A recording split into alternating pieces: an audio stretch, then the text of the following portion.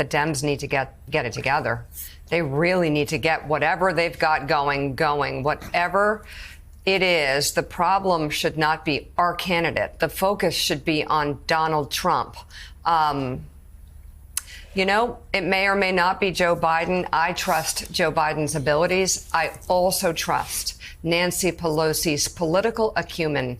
Nobody knows politics more than her, and nobody more than Nancy Pelosi. She does not get out there without information to back it up. She doesn't take risks, and she knows her politics. She knows her numbers.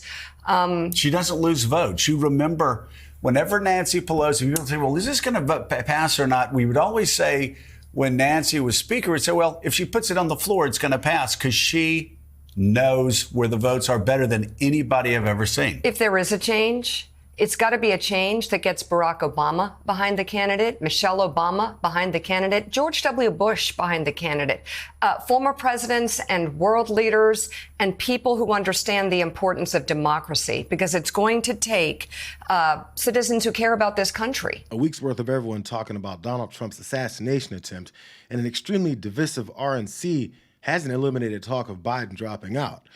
We're watching the clock tick on President Biden's candidacy on this watch list.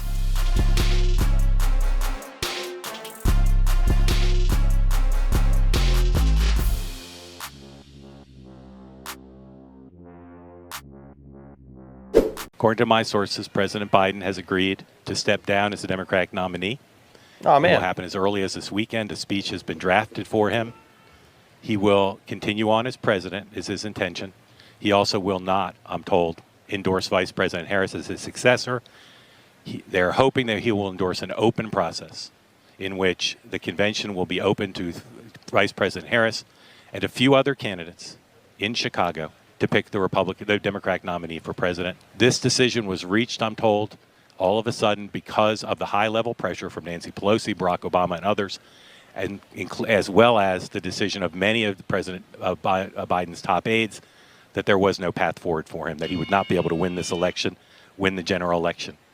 And therefore, he's stepping aside again as early as this weekend. So the turmoil over whether or not Biden will step aside after a revealing debate performance and now a COVID diagnosis continues, but with some added pressure reportedly coming from some big names in the party. Nancy Pelosi told President Biden that polling shows the president cannot defeat Donald Trump and that the president would destroy Democrats' chances of winning the House in November if he were to continue seeking a second term.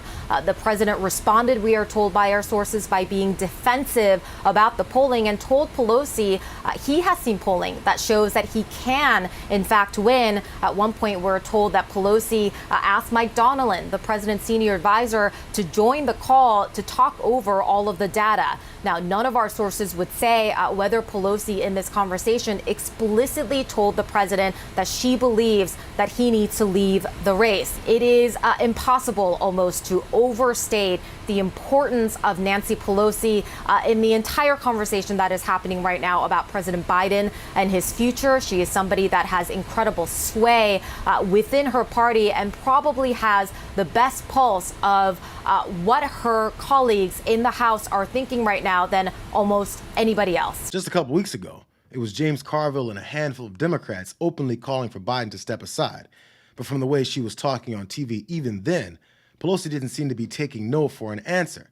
She was just more cryptic about it. Does he have your support to be the head of the Democratic ticket? As long as the president it's up to the president to decide if he is going to run. We're all encouraging him to make that decision because time is running short. I think overwhelming support of the caucus. It's not for me to say. I'm not the head of the caucus anymore, but he's beloved. He is respected, and people want him to make that decision, not me. He has said he has made the decision. He has said firmly this week he is going to run. Do you want him to run? I want him to do whatever he decides to do, and that's the way it is. Whatever he decides, we go with. And I've said to everyone, let's just hold off. Whatever you're thinking, either tell somebody privately, but you don't have to put that out on the table until we see how we go this week. Not a very shining endorsement of his chances to hang around. But it may have allowed Democrats that didn't want to put their name out there as being against the president's chances to put their names out there. Senator Tester of Montana, a Democrat who is facing a tough re-election bid, has just announced that he is calling on President Biden. I want to get exactly what he said. I believe President Biden should not seek re-election to another term.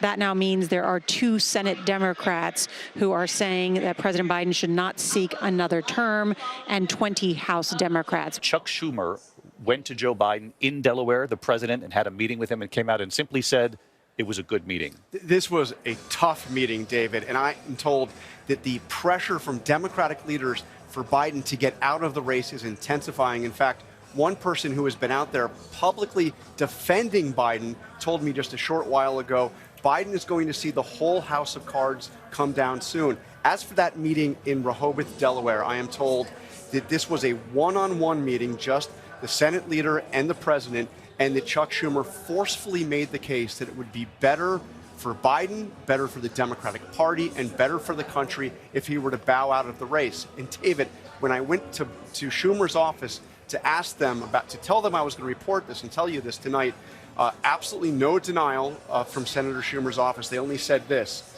Leader Schumer conveyed the views of his caucus. In other words, the views of Democratic senators. I am also told that Hakeem Jeffries, the Democratic leader in the House, has expressed similar views directly to the president. So the disgust over many Democrats and pundits seemingly immediately calling for Biden to step aside right after the debate might be turning into inevitable acceptance. It's based in a fear of how Republicans will respond, how they'll laugh and claim that the party's in disarray and lacks unity.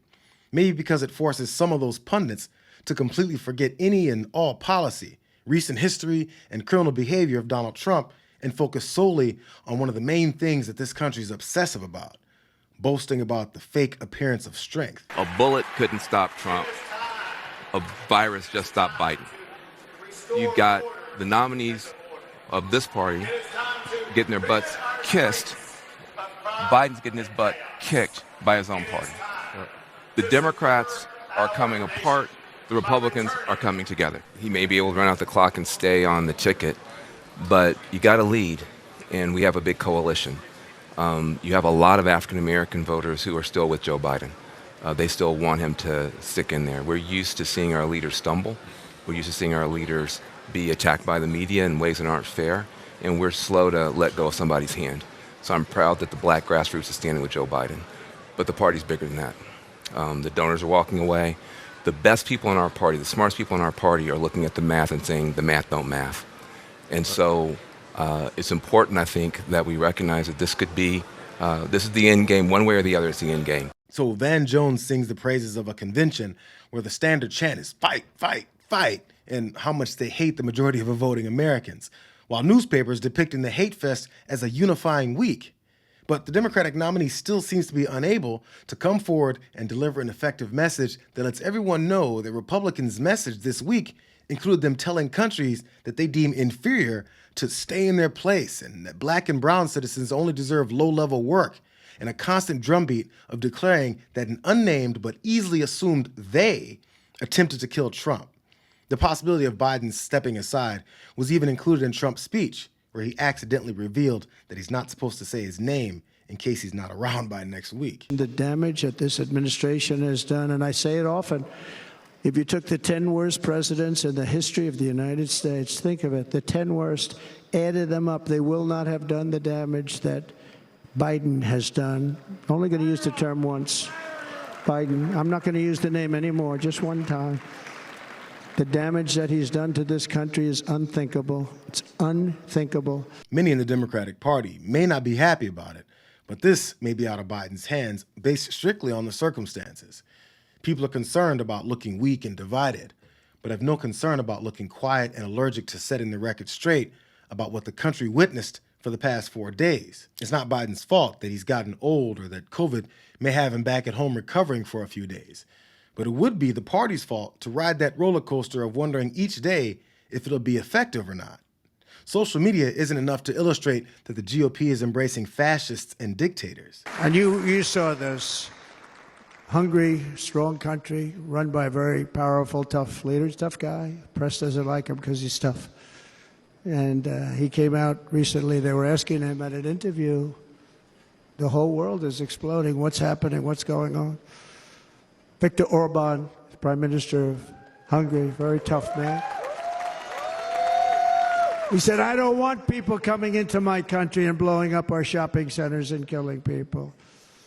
But they said to him, tell us what's going wrong, what's happening, what is it? He said, there's only one way you're going to solve it. You got to bring President Trump back to the United States because he kept everybody at bay. But Viktor Orban said it. He said Russia was afraid of him. China was afraid of him. Everybody was afraid of him. Nothing was going to happen. The whole world was at peace. And now the world is blowing up around us. The RNC wants to model their party around Viktor Orban.